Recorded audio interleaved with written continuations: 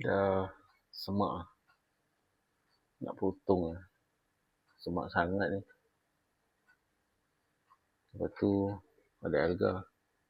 Pokok ni dia berbunga tau kalau ada CO2. Tapi sebab tank ni dia tak ada CO2, dia ada pump je dengan lampu. Jadi dia lambat sikit dah berbunga. Tank lain dia ada bunga warna putih.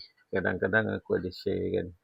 Dia kecil je warna putih bunga dia. Bunga dia atas air. Dia akan naik atas air. Jadi hari ni aku nak trim. Nak bersihkan separuh dah. Jadi ni aku akan bersihkan hijau-hijau sikit-sikit.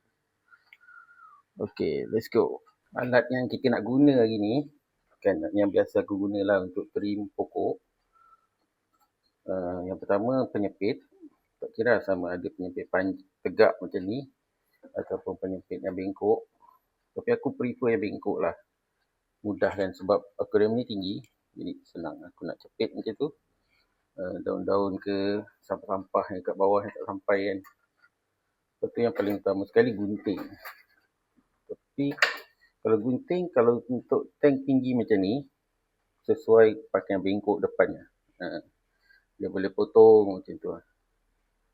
Satu lagi, berus gigi. Kalau aku berus gigi lah. Kalau korang nak guna span hijau tu, span hijau, span berus periuk berus basuh pinggan boleh juga. Asalkan boleh hilang hijau-hijau ni. Tapi aku suka pakai berus gigi. Boleh. Jadi tangan aku tak cecah air kan. Dan yang last kali, baldi. Nak buang air senang. Itu alat yang biasa aku guna lah. Lepas tu fertilizer macam biasalah. Carbon sebab dia low tech. Mix fertilizer mix dengan vitamin. Itu benda biasa basic. Dan jangan lupa bakteria. Okey, mari kita mulakan.